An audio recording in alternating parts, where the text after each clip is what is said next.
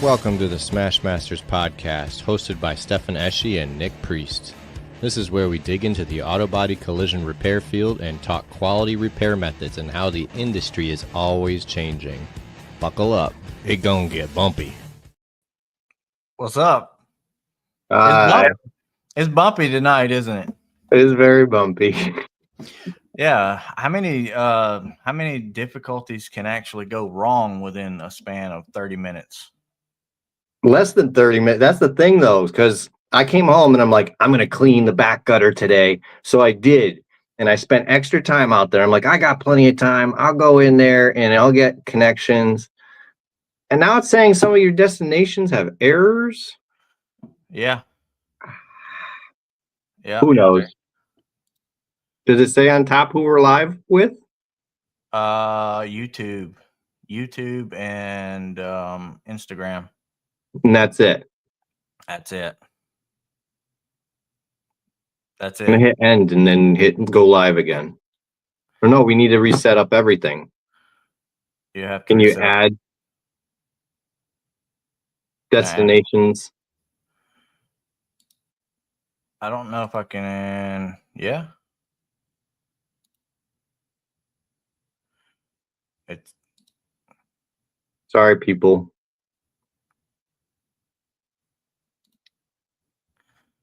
Yeah, we're gonna have to back out and do this again. I would be bad. Huh? Because it's not letting me. Says it's maybe on Facebook's end. Can you check on your phone if we're live on Facebook? Anyway, right now, people, we're gonna have a couple people on the show. We're gonna have Charles Aoun to talk about the upcoming GPR and PDR competition that's coming on. That's a quick thing. If you got any questions, we can answer those. Not live? Yeah, it shows we're live. So we're live on Facebook. Okay. All right. So we're live. It shows it. So yeah, we're good. All right. So and then we're gonna have Ashleigh on. She posts as It'll Buff. And we've been meaning to have her on for a long time. She does some great content and clearly is a great writer. So it's something plenty to talk about there.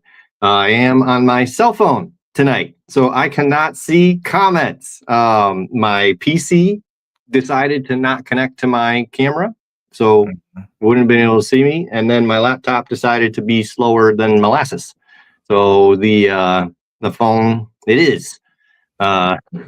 Gonna do my best. I hope you all can see and hear me. But I think I heard a boop that said Charles came in. Yep, Charles is in here. So bring him on? Why not? Let's bring him in. I got no information in front of me. What's up, Charles? How you doing? Charles. Good. We've had more complications than we can care to talk about right here, but we can still go through with stuff like Stefan said. He didn't have any information, or if you've given him anything, and I don't have it in front of me, so let's just go with it and see what you come up with. Yeah, how you doing, guys? Good. How are you? Good. Thank you for having me again on the show. So yeah, absolutely. Yes, it's a lot of stuff going on here. So first, I want to say thank you to Anson and Craig to bringing. When I told him about what I'm doing, he just stepped in and said, "Hey, we will back you up." So that is a great thing. So awesome. Yeah. Awesome. Yeah. I did see that announcement. I said that they're going to bring a whole bunch of tools and they're going to bring lights. So Yeah, he gonna have a booth here with us. So he gonna have one of the biggest booths in our competition, and beside the Camaro. So actually, Camaro providing all the glue pulling tabs and pullers and floor puller and all that. Anything you need for GPR and glue pull. Ansel will Ansel has a lot of stuff. So he's taking care of all the PDR stuff like a rod and stuff like that. So we have some here, but we're gonna have more stuff from him as well. So there Awesome. will be plenty of tools there for people to use. Yeah. Plenty of tools. So two big manufacturers in this industry. So actually, the competition is next door to my warehouse. So you, Oh, okay. yeah, so it's gonna be like when the kids go to Toys R Us. So it's Yeah. gonna be so you can have whatever you want during the repair. Okay. Sweet. Sweet. Awesome. I'm guessing that if somebody wanted to bring their own stuff though, because they like using it, that's cool too. Or are we Yeah, that's why I mention it too, because some guy has they make their handmade tools or special tools. They use it a lot, and so they can bring them. Yeah, no problem. Some guy maybe they bring dolly and hammer. Go Yeah. ahead, bring your or we have everything. So I'm gonna explain quick how I'm gonna make the dent on the car. So all okay? the dent. So the technician has nothing to do with RNI and access and try to find access to the dent. So it's our job. So we give him a dent and the access already done, and even the car and the dent is already compounded. So he has nothing to deal with RNI, bringing tools to remove anything. So we're gonna empty the backside of the panel for him. So I Okay. don't want him to waste his time. We're not challenging his ability to analyze stuff. Here we want Right. him to see the best of the best, how to repair a big dent, the best way and the easiest way. So Hmm. this is very important. Awesome. Cool. Cool. Awesome. Cool. Are we basing this on like quarter panel dents, door dents, or fender dents, or are we doing like No, how? no No. fender. It will be quarter and maybe trunk and doors. Yes. Okay. And the good thing that we're gonna be putting in numbers because there is no way you can make the same dent on GPR exact the same dent like Right. everywhere. Hmm. So what we're doing, we try to make it all plus or minus the same size dent, and we're gonna put numbers on them, and whatever the number you pick, it's your dent to fix. So Okay. Okay. All right. Awesome. Awesome. yeah. That's good stuff. And Cool. another thing I want to say about coming to watch, not only to be a part of it, to watch him. You're gonna be watching a big guy repairing a big dance, so it's just a lot of information that you're gonna have during this event. On Mm. top of that, where we're doing the competition, it's like 15, 18 minutes from the airport, 10 minutes for the best place to be. After the event, you go to a place here they call Centropolis, which is all. Okay. Cool. And one second, please. The And and on top Go of ahead. that, it's gonna be a lot of fun for the guy who come. The people who's coming to attend the event, they will have a big saving on buying tools here. It's gonna be a Mm. big discount on the hotel. Um, so even the guy who gonna be part of the event, Hmm. they can ship their product to our warehouse. We handle all that free of charge for them. So we're gonna be making it so easy for them.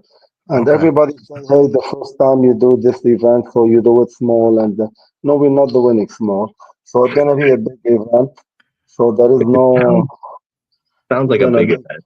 Yeah. It's gonna be a big event from start to finish. So, and we call it here gala, which is the award um, ceremony.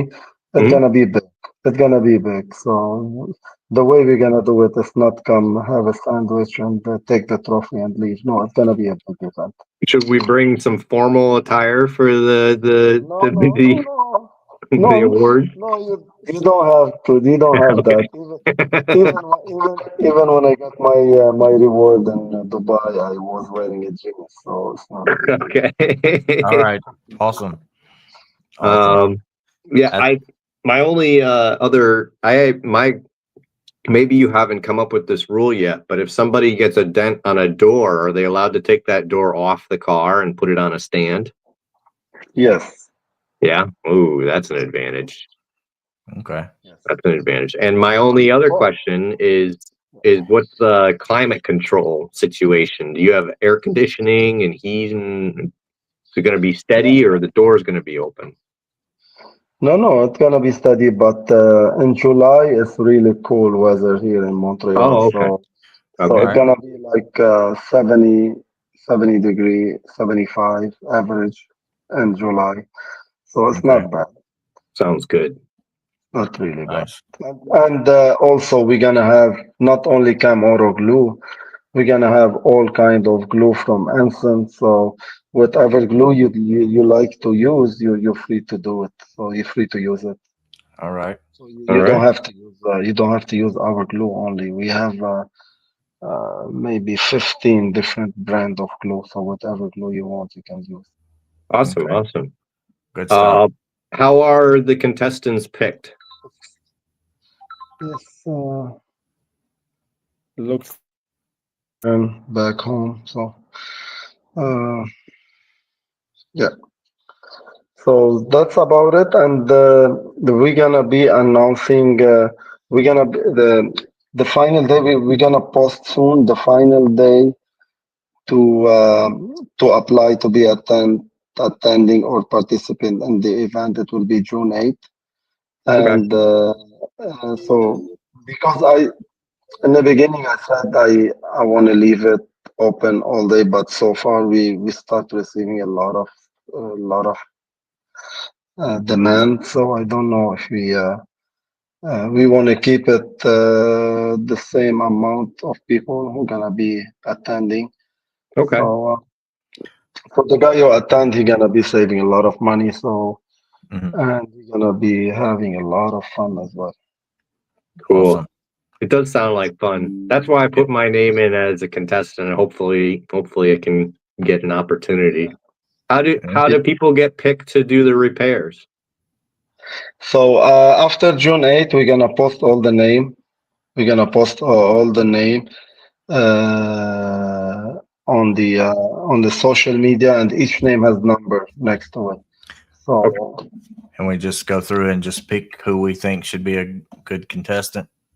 yes, Okay. yes. Okay. All right. Cool. That sounds awesome. Looks like Cool. it's going to be a lot of fun. Yeah. Yeah, yeah, All right. I'm looking forward to it. Yeah. yes, Either way, I'm gonna be there. So yes. You're that'll more be than fun. welcome. Nice. Yeah, and also we're gonna have the CBH. We're gonna have a floor pool. We're gonna have everything. Yeah. So So I can everything just that. load my trailer up and come up there and work, huh? Yep. Yeah, Come I on need up. some help. I need some help to make dance now. Right. Right. There you go. Yeah. Excellent. So, Well, and all right. yeah. I think that was all the questions. I didn't see any other questions. We covered all the bases that I saw on the Facebook questions. Some people were asking about tools and such and glues and stuff, and you covered all that. So Yes. Yes, definitely.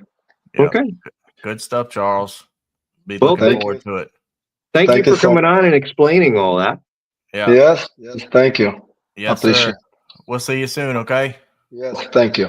All right. Bye, Charlie. All right. No, that's All good. right. I'm actually really looking forward to that competition. I know I won't be in the top, and probably not even in the top 5. I mean, it's just an experience thing, Oh, well. because there will be Yeah. some heavy hitters in there, There- and it'll be fun to watch them and see what they do and everything, and and just to go out and just have some fun, move some metal. Well, talking about moving metal and heavy hitting stuff, we have someone on today that knows all about estimate writing. So we can worry about that part later. Let's get her in here and All see right. what she's got. Hey, what's What's up? up, guys? Thanks for having me on today. Yeah, how you doing? Yeah, Thanks for Good. coming on. we've Yeah. had all these technical difficulties and stuff, but we still got it going on anyway. So One way or another. one way or another. So yeah, give us a little rundown backstory on how you became It'll Buff and got all these people crazy in these writings and stuff like that. Well, to be more specific, how did you get into writing first? Yeah, yeah. So I grew up in a body shop with my dad. My dad fixed and painted cars for my whole childhood, for his profession and hobby. When he would get home, that's what he did in the garage the whole, my whole life. And Very then when cool. I was, man, how old was I when I started working in the shop? 14. I was 14 when I had my first job at a body shop. I Yeah. was answering phones at the front desk, and I was kind of enjoying like being a little bit of a girly girl, so I wasn't in the back a whole lot. And then I started writing estimates when I was 15 because I already knew my way around it all. Yeah. And it was pretty easy for me to pick up, everything, all the rules of a repair and, good judgment for a repair versus replace and things that need to be disassembled for access. So it kind of Right. just all started coming together when I was, yeah, probably about 15. That's when I started. And it just developed and grew because I was always in the shop anyway. And I always tell Mhm. people when they're trying to get into this field, I was like, get in the shop, like talk to your guys. Like Yeah. they are your biggest support when you're trying to learn, how to even write, justify your charges. If they're gonna, Mhm. if they need to take a cowl off to get to their fender bolts, they're gonna tell you it's because I need to get to my fender bolts. And it's as Right. simple as that. That's all you really need. So I'm a big proponent for talking to your guys and asking them questions, and they'll be the ones to tell you how to write your bill. So that's really how I got into it, and it just became a passion of mine because I feel like everybody deserves to get paid for what they do. Yeah. So Hmm. the goal is to maximize. And there's a challenge there, right? About getting that maximized dollar and Yeah. Right. fighting with these guys and learning the lingo and all that type of stuff. Oh yeah, the verbiage is huge, especially when you're Hmm. dealing with insurance. These insurance folks these days, they really don't know what's going on. Some of them do. Some of the old season guys honestly can be some of your worst battles because they used to do it 20 years ago, and they're big Hmm. tough guys. So some of those guys are pretty rough, but also the people that are just not educated and the only thing that they're trained to do is say no. Those guys are a Save pretty tough money. crowd too, but a lot of them are pretty receptive to be educated, which I think is great. So Hmm. I take every opportunity to try to explain everything and show them. If I have an example, like, let's walk in the shop, like I'll show you what we got going on. If you don't believe me that I'm disassembling a unicide to paint, Right. to paint a quarter and do the whole door jam, like let's go look. Like I probably got one in the shop right now. So That's the old style, is just kind of tape up where you can and just yeah. get it good enough and let it roll on. But Yeah. it's been changing here lately. It's been Yeah. changing. We've been doing things and not been burning panels in. Not been doing any of that stuff. And there's been a lot of backlash over wanting to take all this stuff apart and do these different ways and go by the books and OEMs. I've seen a lot of insurance companies do some heavy kickbacks over that stuff. Mhm. I'm sure you have as well. Have you been handling that good? And what are some tips and stuff you can do to combat these guys in this situation? Because there's a lot of brand new, like you said, trained to say no insurance adjusters coming through the doors nowadays. So I always try to, like I said, I always try to get them out in the shop so I can show them an example. I Hmm. just recently it was a Model 3. We put a quarter on it, and the seam is like right in the middle of the door jamb in the rear. So by the time you're primed up and ready to go, you're really close to your B post. And he didn't want to pay the unicide refinish. I had him look at it and I was like, where do you expect me to stop the paint to give this a good finish? Hmm. Looking at what we have right here, where should I stop it? And he wasn't even trying to pay to remove the door or anything like that. I was like, given where the primer is right now, we are 3 inches away from the front door. Like, how do you expect me to do anything with the front door on the car? Even that, like, where should I stop the paint? That's not, Right. it's going to be pretty darn close to a full unicide refinish anyway. So, Hmm. I mean, like chances she are we can said, work it out.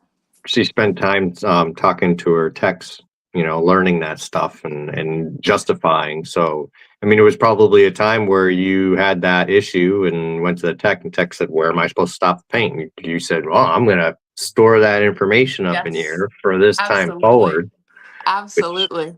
is a Yeah. rare thing I nowadays. always, I always try to remember. I don't ever like being asked questions twice, so I try to limit the questions I ask twice, to be fair. Yeah, Um, it's Yeah. good. It's good. but yeah, it's, it's just so easy to show people, and it's going to click to them too, hopefully. Mhm. So that guy left learning that, sometimes a full Unicide refinish is the only way to do it. Yeah, I mean that's necessary in those situations. You have to do that. There's no way around it. I mean, Yeah, you can't just hard line no under a way. door. That's but there are people that want you to do stuff like that and make those type of repairs. And at There the are end of the people that day, will do that stuff, Yeah, there are. right? There are, and and that's the problem. that falls on the shop, not the insurance company, because if that stuff comes back, who are they going to look at? Well, you guys should have planned the repairs. Yeah. And I'm the first one to say that too. Like the way shops have operated for so many years, that's why the status quo is what it is. You Yeah. know, if if we were doing full Unicide refinishes all along, nobody would bat an eye at it anymore. Mm. So I think it's up to us really to change the standard. And I'll say it time and time again, like I get the insurance company saying, well, that's not a fair market charge, nobody else is charging for that. But the problem is like we need to start doing it, and we need to start implementing those rules and expectations with a repair so everybody can start charging for it. That way it's not out of the normal when people want to do it the right way. Mm-hmm. So I think that's super important. That's really why I wanted to get started sharing information. When It'll Buff started, it honestly was supposed to be just humor, laugh at the industry sort of stuff. And that's when we kind of got like our general platform. Jess and I were having a blast at work, and we would just laugh all the time about these crazy situations that we would be involved in, and Mm. like crazy customers, crazy like just funny stuff that happens every day. And we were like, we should really like, I'm sure there's so many people that can resonate with this. So that's when we started it. And it really was just supposed to be humor and poking fun at the industry. And then once we got a little bit of a following, I think when we hit like 10,000 followers, maybe right around that, I was like, I feel like I could really use this platform for good. Like, I really Yeah. think I could. Right. I think I see a lot of the comments, like a lot of people are writers, obviously. So I Mm-hmm. feel like I could really do good with this rather than just poke fun at the industry, because there really only is so much fun you can make of the job you do every day. I So I think yeah, I started the doing that. video that I found you on was the one where the technician comes back. I can't find that part, and you said, "Did you look in the parts room or something?" Like, did Right. you look? Oh my God. And that still happens to me to this day, but I Sure. don't mind. I really don't mind. I would so much rather me go look for the part rather than my technician who needs to be working on a car Mm-hmm. to go look for the part. Sure. I will never mind that. But like that happens so frequently. I was like, you know what? I need to make a video about that because that is so real. That was hilarious. I think I even shared that video, and then from that point on, I gave you a follow, and then I started seeing your writing ones, and I'm like, wow, there's That's some great good. information here. Some good stuff. Yeah. A lot of Yeah. these CapCut memes that we were posting and doing were making fun of the industry in sort of a way, but it's also real stuff that is really Yeah. there. And Mhm. that's what makes it like you want to laugh about it, but you also want to go, what, dang, this needs to be changed. And Yeah, for Yeah. sure. Diamond Dent Repair on Instagram says the automotive industry needs to start taking notes from the construction. So I'm assuming he's talking about uh, Interesting.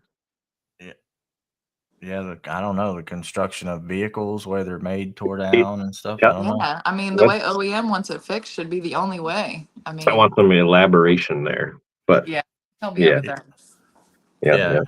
if you're still hanging out, Diamond Dent Repair, elaborate more on that, what you're talking about, and we can go over it a little more. But yeah, it's crazy, like you said.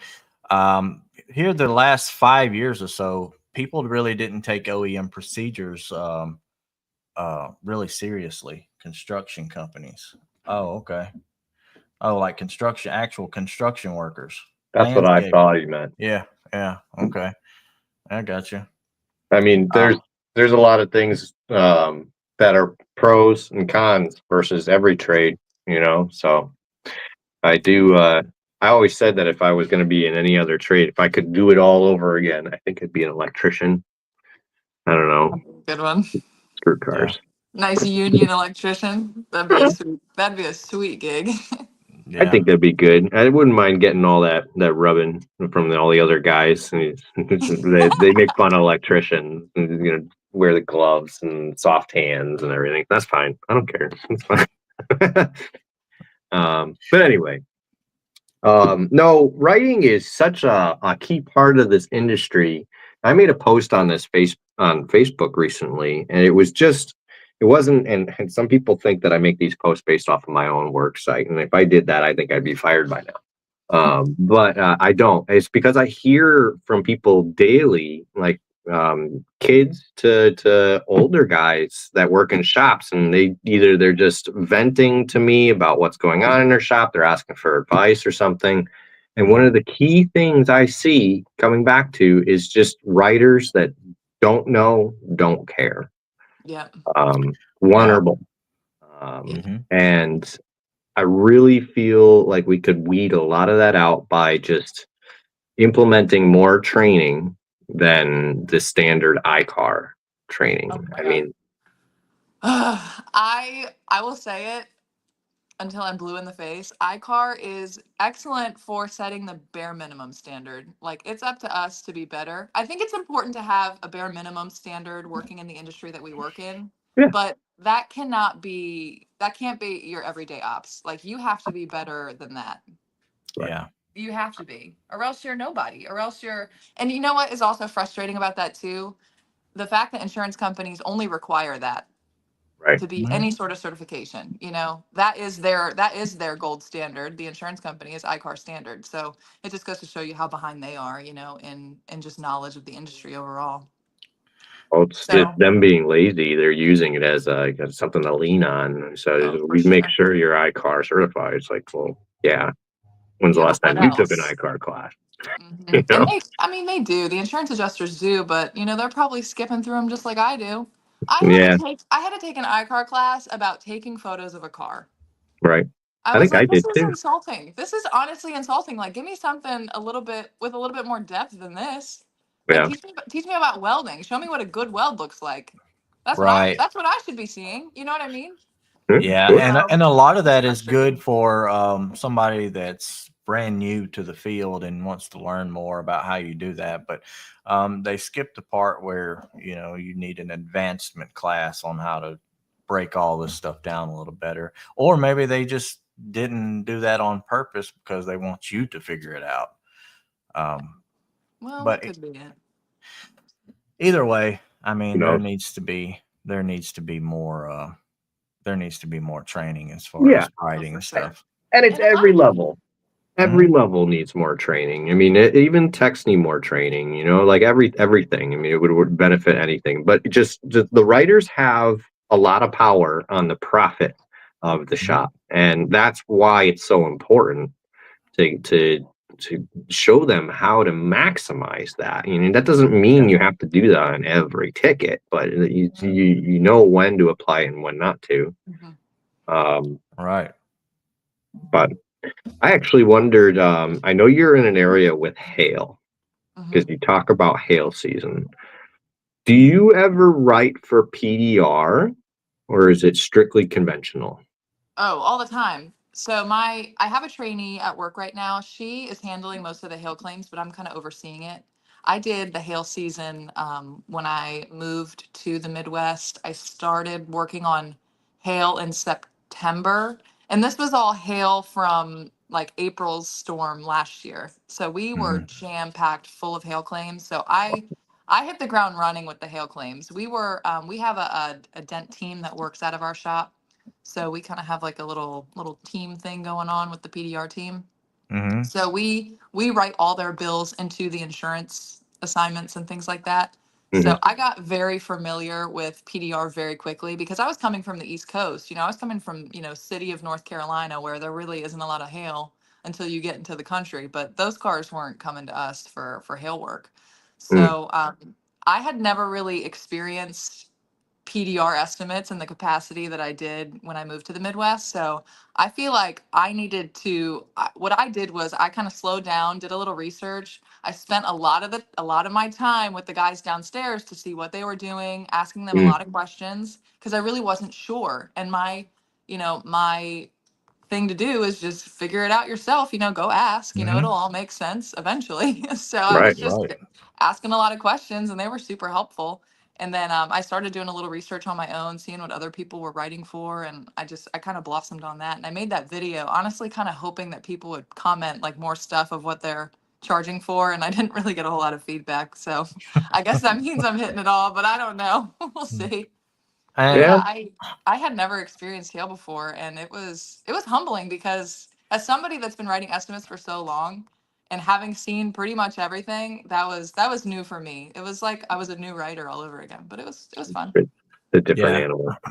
it is a different ball game to get used to for sure. So fast paced. It's crazy. Like these customers are dropping off expecting their car to be done in a day, and it's like, yeah, it's a possibility, but like, what if we break paint? Like, what if you need belt moldings? Like, what? Right. Slow down.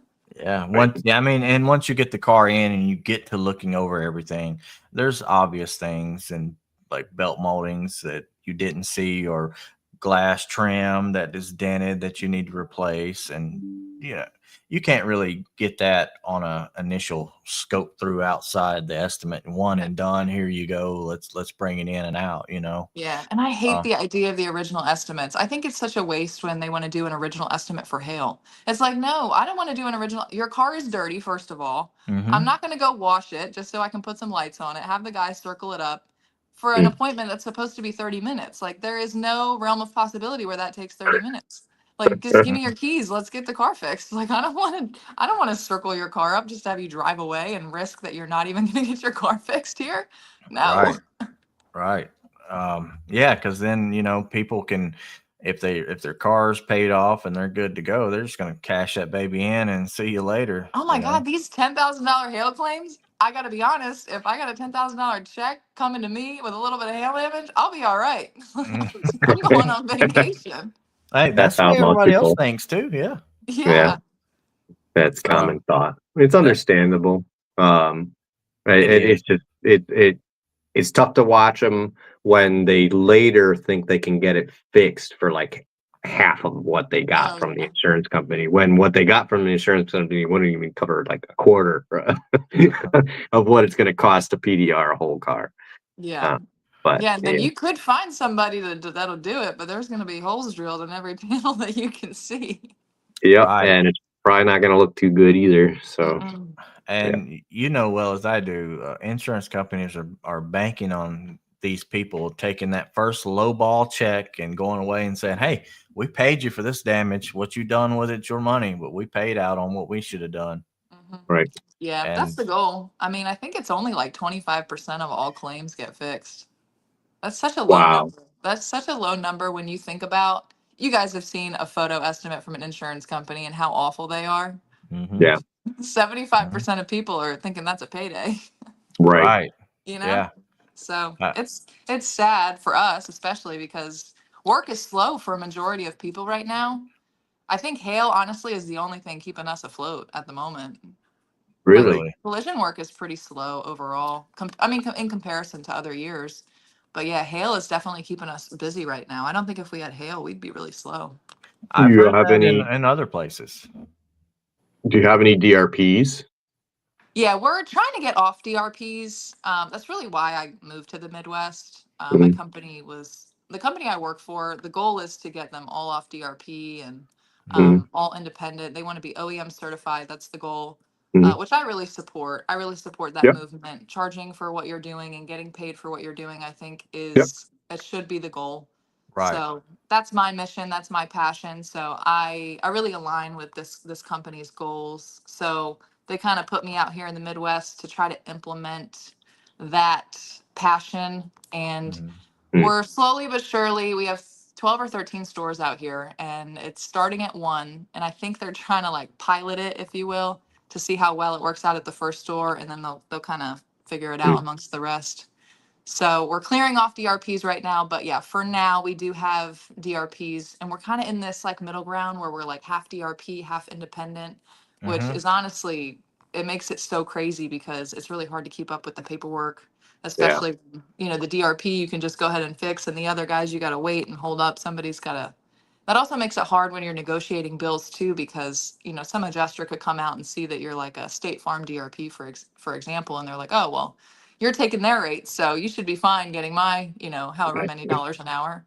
So it does make it challenging. But at the end of the day, as long as you can prove what you're doing and show that you're doing a good job, I don't think you should have any issues getting paid for what you're doing. And just having the guts to fight for it. Like, I will take 2 to 3 weeks to do a negotiation sometimes. And that's why it's so important to qualify your customer before you even get started. Because you got to let them know, like, we are not going to start repairs until we have an agreed repair price. We cannot reassemble your car in the meantime unless you absolutely decline repairs. Right. Once it's apart, process has started. Hey, Bruce? Yep, I think she froze. Dun, dun, dun. That's added to the things wrong today. Tonight's technical difficulties. That is, it's been. I'm at 6% battery, so it's been there for a while. So who knows? I might dip out too. Well, while we're waiting on her to boot back up, she was talking about the negotiations and stuff, and companies going from DRPs to OEM. I've been seeing more people scrap DRPs and going to OEMs in my area in the South. What about yours in your area? Do you see anything like that, or are the guys' shops pretty much DRP related? They're mostly DRP. The important thing is to not have a bad DRP contract. And I think all the shops in this area learned that lesson the hard way with the probably mostly the Geico ARX program. I don't mean to slander anything. It's just a very tough program to keep the Geico people happy while doing it. And the profit margins are tough. So a lot of people end up giving up on that program. Because they want you to take losses in every aspect of the repair and just say, well, I can't comment to the specifics of it. I just know I've been in 3 or 4 shops that have had that program and decided to discontinue the program. But at the same time, all these shops had others. She says internet troubles, resetting router. She's coming. Yeah, that's all good. Go. You're back? Yep. Okay. You're back. All right. Sorry about that. No problem. Sorry about Hey, we added that to the right. Just as I was saying, wow, I had a pretty seamless entry. Everything was going so good. Man. Where were we? Well, I'm a little flustered. Well, you look like you had something, Stefan. What do you got? Nope. We were just talking about getting things approved. We were talking about DRPs and everything, and how I was saying how in my area there's lots of DRPs. It's not connecting to the Wi-Fi at all. Well, it went. Can you hear us? Okay, I'm going in and out. I don't know what's going on. We'll see. I'm on We can data, hear you. so hopefully it's gonna. Okay. I can see. We can still hear you even if the screen goes black. Hopefully. Okay.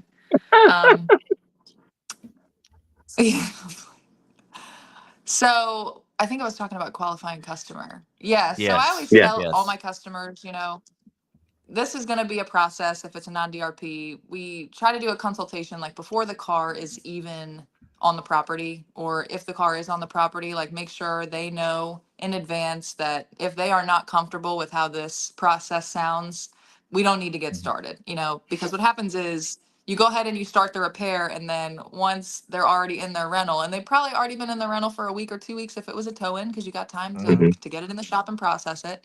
You call them and say, Right. yeah, it's going to be another month. They're like panicking because they got 30 days of coverage. So the idea is not to make your customer feel like they're backed into a corner. Make sure they are fully aware, educate them on the process, the risks of, listening to your insurance company and doing what they say. It may leave you unsatisfied with your repair, or, a not up to par repair. The Mm. goal is to fix the car OEM standard, as if it was to go back to the factory for a repair, Mm. how it would come back to you, the condition. That's the goal. So educate your customer on the importance of that, the safety. That's how. Yes. Just Most of the another. time. Yeah, what's that? There, Sorry, you you're froze back. up for a You second froze there. up. Oh no, You're good now. we're good. Okay. Yep.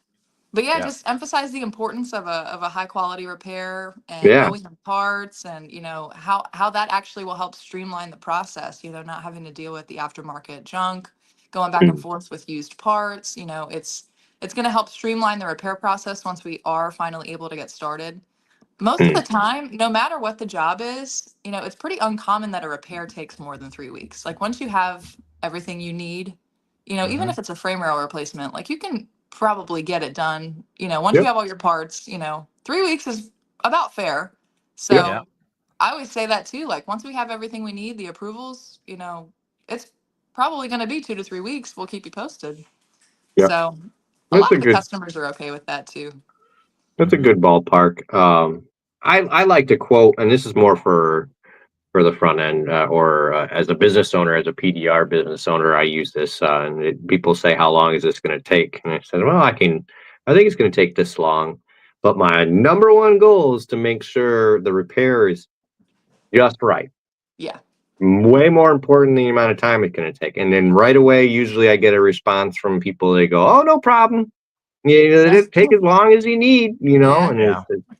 so, and that alleviates a lot of stress off of me, because Yeah. as soon as they ask how long is it's going to take, I'm thinking, oh no, they want it done quick. Yeah, they're Yeah. gonna strap uh, you to a timeline for sure. We don't yeah, like that. Yeah, not and Yeah. at the all.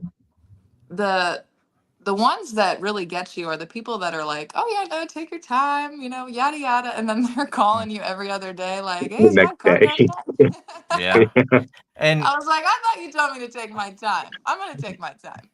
Yeah. yeah, and those type of people, like you said, you can go over with them the process that you use front to back, and a lot of times they still haven't processed what you've told them. Hey, we have to do it this way, and we have to do it that way. Or your insurance company only wants to buy this, and we have to do this because OEM and all that, and they're just sitting there like, I just want my car back because I'm trying to go to the beach in 2 weeks. I don't care about none of that.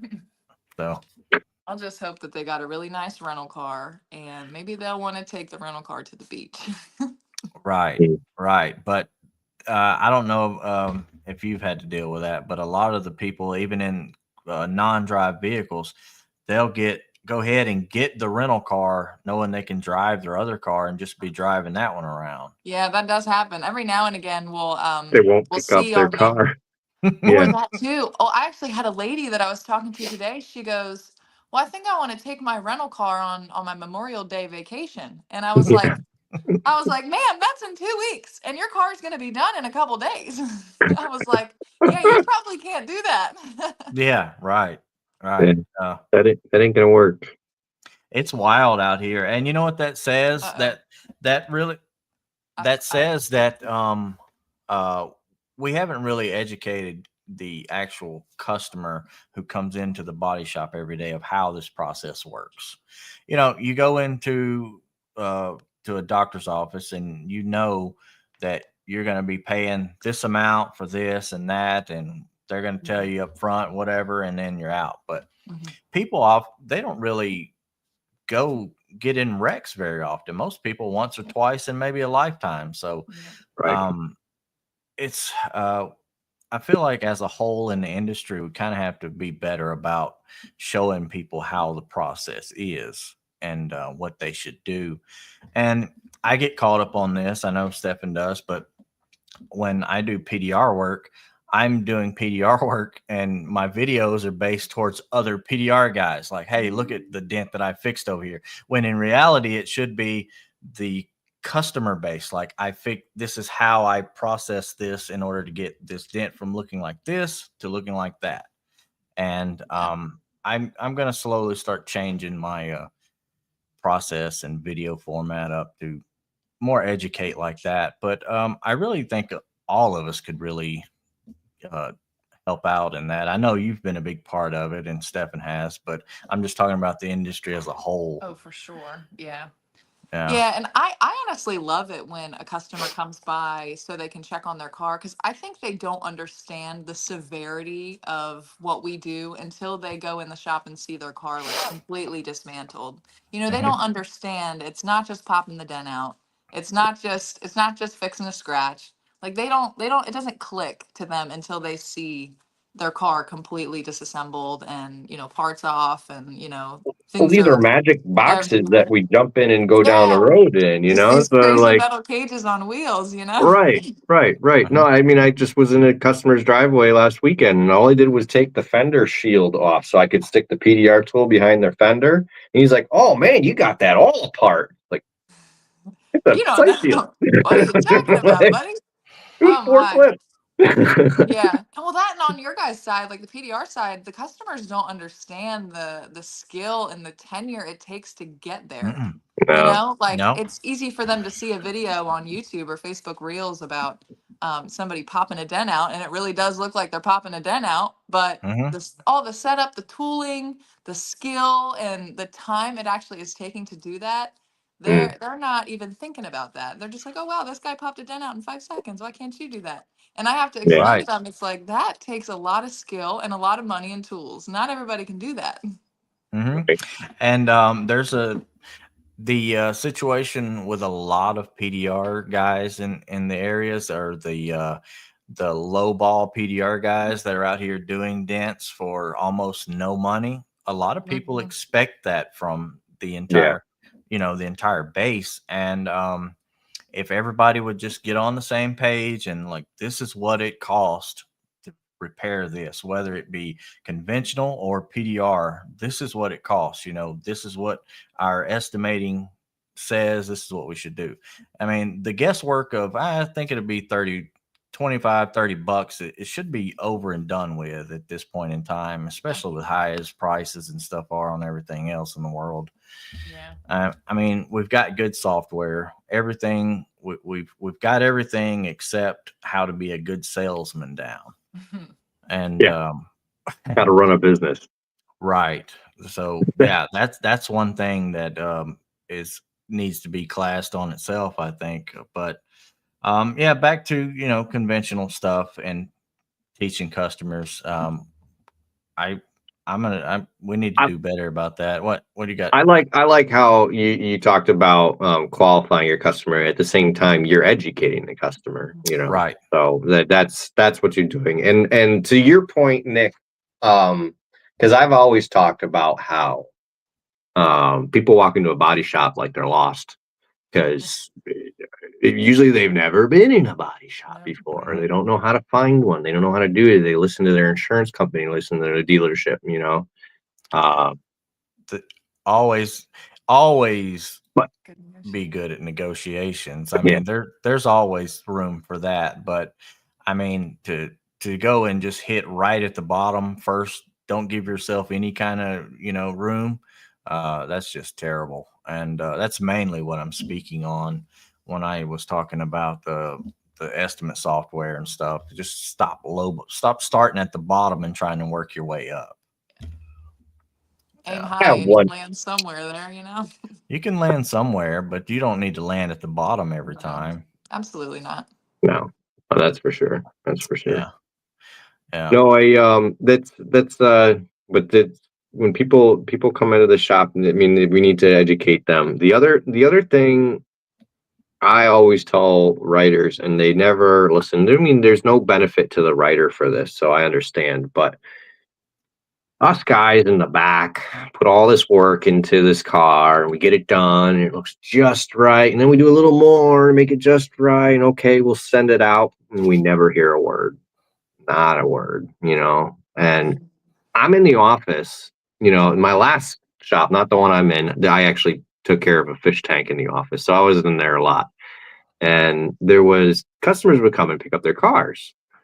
And they come in, and as they're leaving, they go, "Hey, it looks great. You guys do great work. Really appreciate it." And some writer would be like, "Oh, thanks," And then the customer would leave, and that would be it. And it's like, you gonna go tell the guy who actually did the damn work that or not? And it's I'm so glad you said that actually, because I get a lot of feedback like that. And I think like, oh, well, they do it for a living. So they probably are like, we they know they did a love good job, hearing it. We Okay. love hearing that customers liked it. Love it. It literally makes our hearts flutter. Okay, good. All right. I'm gonna start giving, because we do get a lot of customers that are like, oh my God, I've been coming to you guys for forever, and every time you impress me. And I'm like, thank you. But I'll Yeah. It, pass that along. Thank you for saying that. it makes a Yeah. huge difference. Telling a body guy and a painter also that they really enjoyed their stuff, even if it's just, hey, these guys really, really liked what their car looked like. You guys did a great job. Something as simple as that will That's it. set the standard for the whole shop in more of a positive manner versus all the negativity of, all the banner that's in the shop. So one So little that's the small thing problem like is that. I love there's that. so much negativity in the Mhm. back. God, yeah. And so that anything to alleviate some of that makes a huge difference. Absolutely huge difference. I mean, even just the production manager going by going like, "Hey, that looks good." And they're just like making an off comment, but like seriously, it's like, you liked it. Yeah. Okay, I'm gonna say something because there was a Honda CRV, brand freaking new Honda CRV that the guys just finished up today, and that thing looked really good. Like they went and like buffed it and everything before I even had a chance to go look at it to Yeah. tell them they needed to do it. Even if Um, you like it, say I something. thought it looked awesome. I was looking Yeah. at it in the wash bay and I was like, wow, this looks really good. Like even just the way everything lined up, and like the bumper usually is like, Mhm. Yeah. sometimes the bumpers just aren't doing what they're supposed to be doing. And I'm like, man, this car looks really good. Right. I'm gonna say something in the meeting tomorrow morning. Di- Good, uh, good, Diamond Dent good. Repair over on Instagram says yes, he agrees. He said techs take so much pride in their work. We do from every phase of it. If we're working on it, we have pride in it. We want it to look good. We want to do a good job. The last thing you want to hear is, "Man, that looks like crap," or "You didn't do a good Oh job God. here. None of the Yeah. gaps line up," and um, that's why so many people get tore up about all these aftermarket parts, because none of the gaps and stuff line up. You have to make all this fit and it still doesn't look good. You've just ruined the whole pride part of the Mhm. technician by adding that stuff on. So, Yeah. Well, yeah, uh, because you guys have already been fighting it for so long, and that's literally as good as it looked all day, and then you're like, oh, it's not good enough. you know, yeah, I can right. imagine that'd be devastating to hear. God. Yep. Yeah. Yeah. That's, If you want to mess with your technicians, what you should do is when they're done with something, you take the car, you drive it back into the shop, right up to their bay, and then go, "Hey, it looks great," and then go. Because they're That's gonna funny. think it's coming back first. yeah. What First did say, I do "Oh wrong? God, what is this? What did I do this What time? did I do this time?" Oh my God. Yeah, I might pull that car, that CRV. I might pull it in the morning before our morning meeting and be like, you see Yeah. this car? Be like, Hey it guys. actually looks really good. That looks good.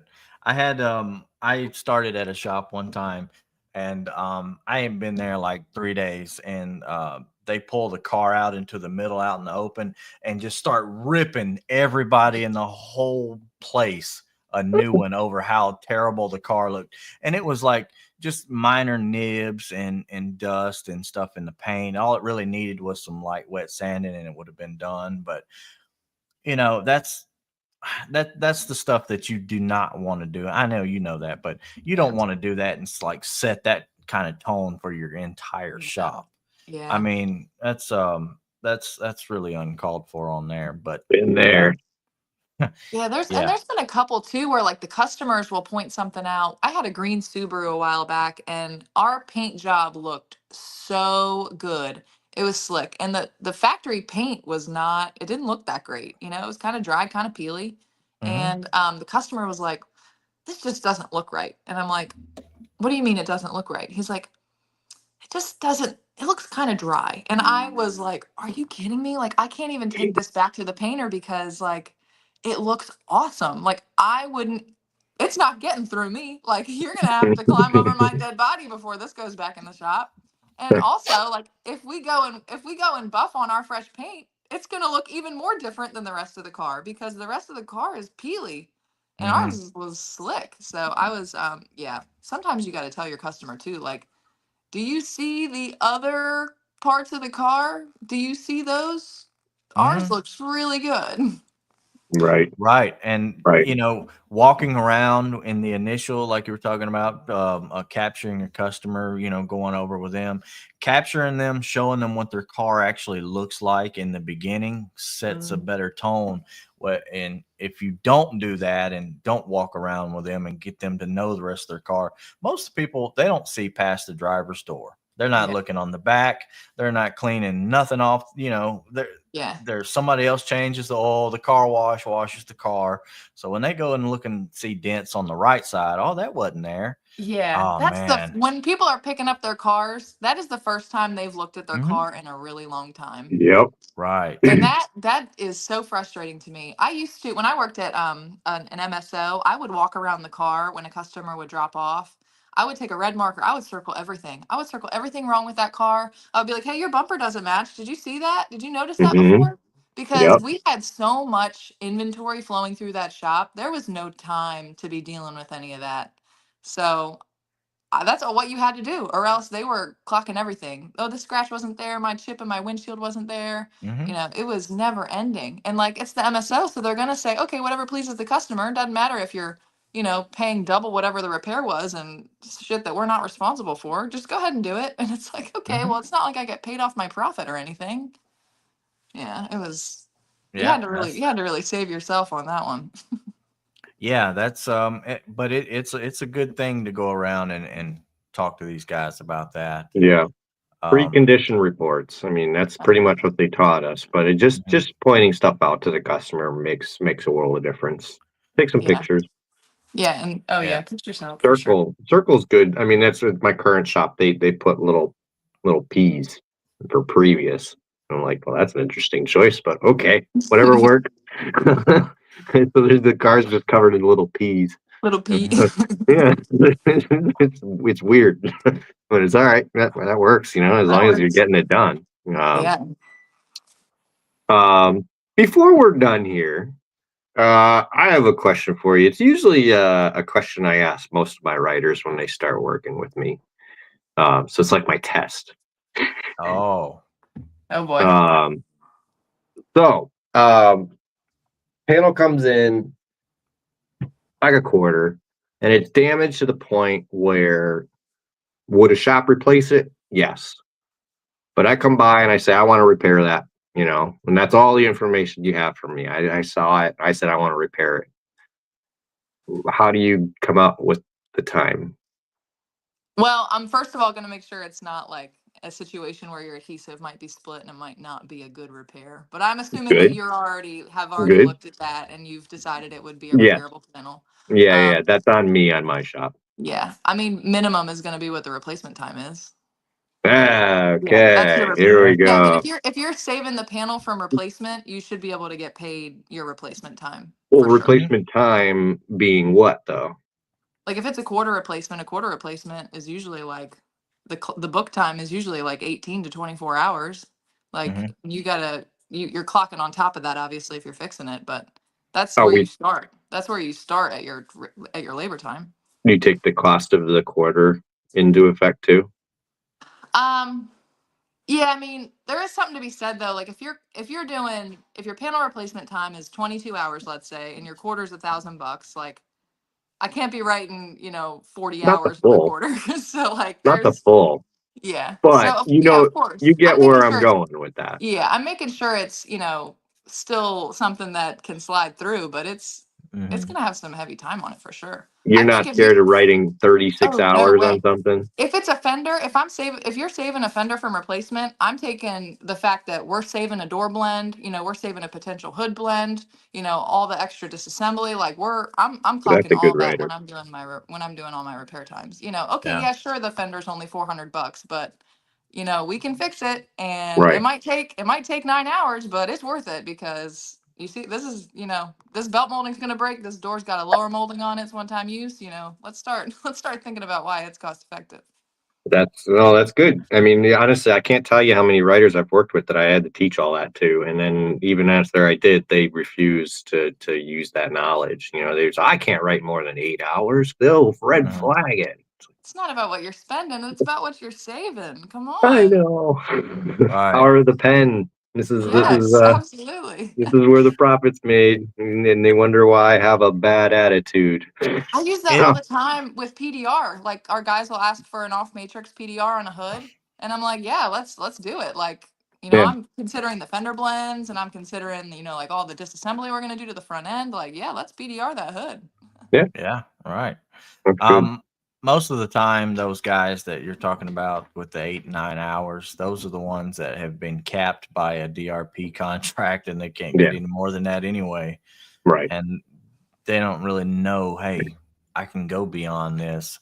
And social media has taught me that there's a ton of body shops out there still that are writing really, really low times on Yeah, Oh repairs my God, still. yeah. yep. Still. I had an instance, a friend of mine had a little fender bender and they had to pay for it. And I looked at the estimate that the shop gave them and I was like, this is a terrible estimate. And I hope that they don't charge you anymore because you're my friend. But also, like, if they come back and decide to charge you more, like, expect double because this estimate is bare bones. It was a quarter repair and they didn't even write to blend the rocker, blend the roof rail, none of the D trims. It was just repair quarter, repair bumper. That is it. Mm-hmm. Yep. I was like, Seen that. this is crazy. Yep. So Yeah. they'll get away with it. That's the Yeah. problem. And that's what I'm fighting against. Right. This is what the insurance company expects to say, to see every time. And that's what they want to pay because this is what people are asking for. It's really, Mm-hmm. I'm going to just keep making the videos. I'm going to just keep doing what I can do. Good. Yeah, Good. there's a lot of people that love your videos. Actually, they really do. A lot of PDR guys too are really interested in it. And if we wouldn't have had all this whatever we've got going on Facebook and the other stuff, we would have Yeah. had way more comments and interactions on it. So we will we'll kind of redo this in a more in-depth uh, video again in the future so we can get more interaction. I don't know what happened today, all this Who crazy knows? But crazy so stuff, but yeah, I mean, maybe we'll have you on again, like in a year or so, or something like that. So just, but the recording will be out there, and the we'll post recording's it. still out there. But But yeah, yeah. something's going on. No, there's definitely a lot of people. I noticed a lot of people that I interact with in the PDR community follow you on Mm. TikTok. So I have one more question on that. You do that channel with somebody else, you said?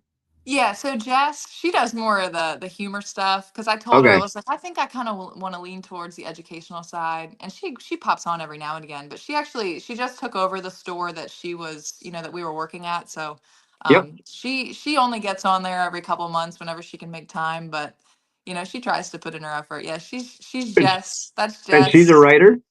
She was a writer. She's now a manager. So, congrats to Well, Okay. maybe Jess. we'll have her on sometime. Yeah. I didn't know for a long time. I only saw your videos, so I didn't know. And then all of a sudden, it's two of you in the picture. I'm like, oh, Mm-hmm. okay, there must be two Yeah, of us. that's Jess. Yeah, she tries to be active when she can, but she's it's only every couple months or so because she's so busy. But you know, Okay, that's good to know. That's good to know. And the account is it'll it'll buff. underscore buff 03 if you're Yeah, looking for it. that's our You user. could But probably just type in usually it'll just buff search and it'll it'll buff. come up. Yeah. Yeah. Instagram, TikTok, YouTube. No, I'm not. Well, I have a YouTube channel, but I haven't posted anything on it. I probably need to do that because I got long videos that I want to post, like getting a lot more explanatory. So that's what I Yeah. need to do. Because That's TikTok, where the money is. you only get like a minute or two to really capture the people's attention, and Instagram Reels. It's so hard to get a following on Instagram, and I don't know why. It's the algorithm, I guess, but It, I don't know it either. is. It is. it's impossible. It's incredibly difficult. Yep. I don't know. But I will YouTube's tell even you, harder. yeah, I will tell you though, there's a lot of PDR guys like we're saying interested in what you're doing, what you're talking about, and Yeah. some of them are getting brand new to CCC1, and they want to know some of these extra procedures as far as a PDR perspective goes, as far as tearing stuff down, what to look for, what to do. So I don't know, maybe throw some of that out for some of these guys too. I got a bunch of PDR cars. I could definitely I could dive in. Let's do it. Yeah. You'll get a lot of attention that way for sure. You absolutely will. 100%. Thanks, guys. I appreciate it. Those Well, videos will be coming soon. Well, thanks for coming on. I mean, Yeah. it's just despite having to stare at a small screen this time. Yeah. But no, this was fun. It did go smoothly. I was right. Other than the technical difficulties, this was an easy show to go. It was an easy conversation. Mhm. So Yeah. it's Well, thanks, guys. I had really fun appreciate talking it. to you guys. Nice Good. to virtually meet both of you. Yeah, you too. Hopefully meet you at some trade show someday. We'll see. Yeah, I'm planning on being at SEMA this year, so let's We're do not. it. Oh, we're not going No, to see you guys him. are not. No, Bummer. we went last year, and I yeah, went the last 2 years. yeah. I'm Too much. Zima'd out for a I while. heard it's too much. It's a lot. It's a lot. It's a But lot. I You have should never go. been, so I want to go. You should go. Have a blast. It's you're not going to see it all. Wear some comfortable shoes. It really is. Everybody should go at least once. But I'm Charles keeps thinking he can get the guy who was on the show earlier. He thinks he can get me to SEMA again this year. Alex says stop by the MoClamp booth. Alex is our friend from MoClamp. Yeah, I'll be there. Yeah. So yeah, Charles thinks I'm going to SEMA this coming year, but I don't think so. despite you saying no already. No, Charles, no. All right. Well, we'll let you go. Actually, don't go anywhere. So we're gonna sign off, and then we'll say our goodbyes after. Okay.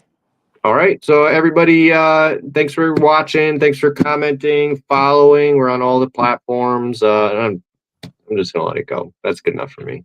It's good enough. Yeah, we're here. See you guys. Bye. Bye-bye. Hit end, Nick. I did. Hit the other button too. And we're live.